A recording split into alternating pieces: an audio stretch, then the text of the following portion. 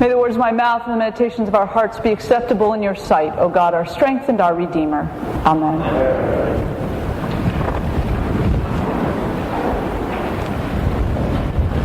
On our first reading of our gospel lesson from Matthew this morning, it appears that Jesus really has not left a whole lot for our own reflection or discernment in the parable of the sower. The gospel lesson, Jesus tells the parable, and then he says, well, let me tell you what it means. And in the Gospel of Matthew, this is not that unusual. It's pretty common, in fact, that Jesus will tell the parable and then supposedly will explain the parable. Interestingly, though, scholars believe that Jesus didn't actually do the explaining part. Scholars believe that Jesus told the parable, but then the later gospel writers actually came back through and wrote in the explanations. And I don't know whether it was because they wanted to make sure that the people who were listening to them got a specific message from the parables. Perhaps they just figured they couldn't figure it out on their own, and so I better tell you what it's about, because that way I know you'll understand what Jesus was trying to say. But it's also pretty limiting for the preacher. I mean, normally our job is to explain to you what the gospel's saying, and here Matthew's just stole all my thunder and told you what it means, and we should just move on.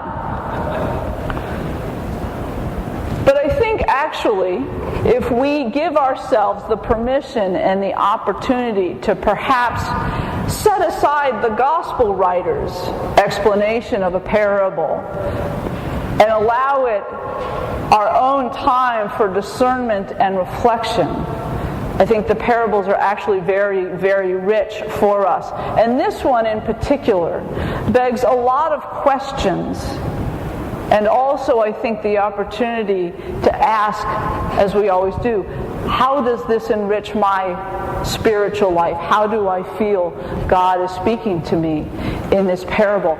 And the first question that always comes up to me when I read this is, what kind of sorry sower throws their seed everywhere? I mean, if you've planted a garden, do you just sort of grab your tomato seeds and fling them into the air and hope they'll land in the place where you want your tomatoes, or your beans, or your corn? You got to have your rows of corn. If you don't have rows of corn, they don't pollinate appropriately, and then you don't get corn.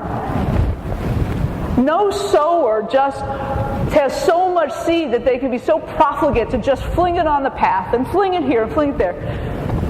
Sowers sow carefully so that they get the growth and abundance and result that they're seeking from their sowing.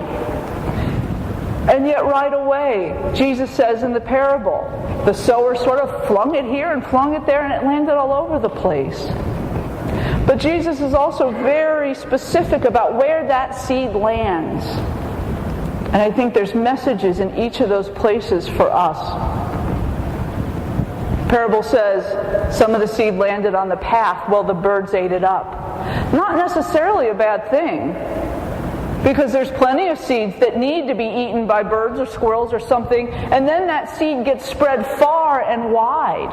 And you get great genetic diversity, because the seed travels here and it travels there and it gets planted in places it wouldn't have been planted. And suddenly you have abundance and growth in a place you never had it before. And without the birds and the squirrels eating up that seed and taking it away, it would not have flourished. It would have simply perished where it was. And yet we get this great sense of God's additional movement and abundance with the seed being taken away. And next Jesus tells us that some of the seed fell on rocky ground and it didn't have depth of root. Well, when I was in Hawaii this spring, we went up to Mount Haleakala, which is as barren as any place I have ever been. But there's this absolutely extraordinary plant that grows up there. Who's been up to Haleakala? Anyone? Have you seen the silver sword growing up there? This absolutely beautiful plant that grows nowhere else in the world except on Mount Haleakala. And it's this lovely, sort of a cactus-like plant, but it's white, and all of its leaves are soft and fuzzy. And it takes it decades to mature, and then it finally sends up one spike of really beautiful flowers and dies.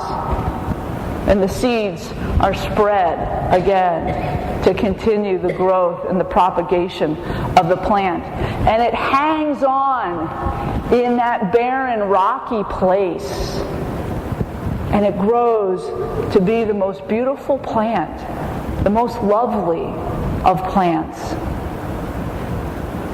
And we see all the time spurting up through asphalt and concrete dandelions and marigolds and all kinds of things that are just hanging on to that little bit of soil, whatever they can find, growing out of the crevices and rocks. And yet life is there, growth is there, health is there. Sometimes even abundance is present. Beauty is present in that hanging on. In the struggle, growth happens. In the struggle, there's depth, there's learning, there's possibility. In the struggle, there is life. And sometimes it's a great thing to sort of be a little plant, have a great big rose bush around you, because nobody's eating you. We all sometimes need those thorns to protect us from the challenges and vagaries that we experience in our lives. Sometimes those thorns keep away those that would nibble upon us. And in the midst of the thorns, of course, are roses and the beauty of God's creation on the earth. So I think Jesus is being really specific and particular for us this morning in giving us these examples of how we grow and places that we might grow. Because I think the truth of the matter is as well that we don't spend our whole lives on the path, and we don't spend our whole lives on rocky ground, and we don't spend our whole lives among the thorns. And most of us are not so lucky as to spend our whole lives in rich soil.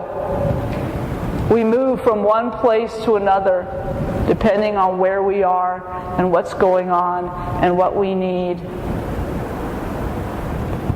And one of the messages here, I think, is that there is life everywhere. There is possibility for growth everywhere. Even when we find ourselves in places that feel desolate.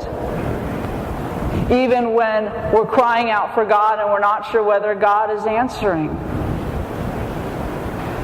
Even when we're not sure God is even there. Even in those rocky, thorny places, there is still life. There is still beauty. There is still possibility. There is still giftedness. So for me, the one sentence that I sort of took away from this whole parable this week is bloom where you're planted. Because there's infinite possibilities wherever we find ourselves. Always possibilities for life and growth and health. Always possibilities for our spiritual lives to be growing and changing and blooming. Always possibilities for God to be there with us. Amen.